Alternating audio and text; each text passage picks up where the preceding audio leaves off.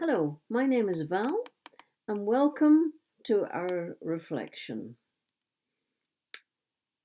This evening, I'm going to talk about staying healthy, an appeal to get on your bike. My first memory of cycling was the daily 2 mile trip to catch the school bus to Forfar. This was the 1960s, so warm tights had not yet been invented. So, driving behind me, my black stockings held up by suspenders, but cycling pulling them down to knee level, revealing a lot of bare flesh. Not a pretty sight on a cold winter's morn, and freezing thighs. Fortunately, by the 1970s, cycling for me in the Netherlands was a lot more fun. Separate pavements and cycle lanes were much safer than in Scotland. Bicycle parking garages were secure, and the roads were flat. 10 miles to work was easy.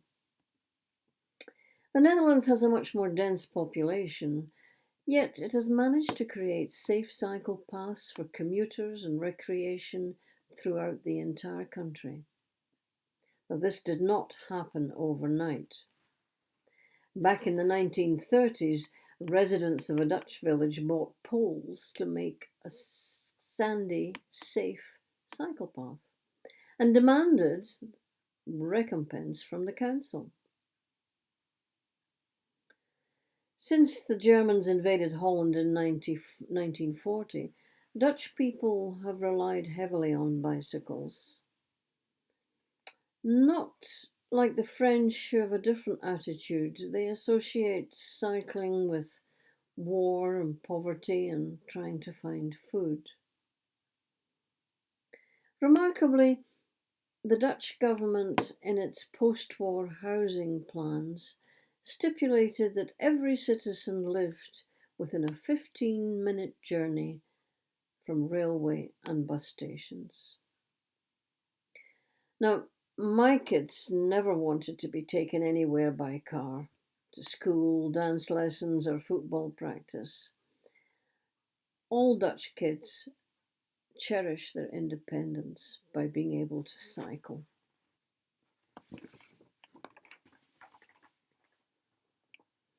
Well, I have inherited high blood pressure from my parents, and in recent years, going out with pals for Cycle for Cake rides in Cooper Angus left me huffing and puffing, and them having to wait for me at the top of a hill. So 6 years ago, I decided to splash out on an electric bike. It's now fun to cycle, especially on a morning when the prospect of hills and headwinds is daunting. And cycling should be enjoyable. I can cover more ground than on a conventional bike, a range of 50 to 60 miles, and further if you switch off the motor. You charge an e-bike by plugging in the battery. Some bikes charge as you ride. It's true that e-bikes are expensive, but surveys show that 60% of vehicle trips are less than 5 miles. So people could make these trips by bike if they wanted and were able. For older people like me, or if you suffer from knee pains, e-bikes help with the toughest part of your journey. Last month, a trip to the health centre showed that my BP was far too high for some reason. So I decided to do some serious cycling. And thanks to my cycling buddy, gradually built up to nearly 30 miles a trip. It worked. My blood pressure is now normal. Don't forget to take a bottle of water with you and find the best places to stop for a cup of tea.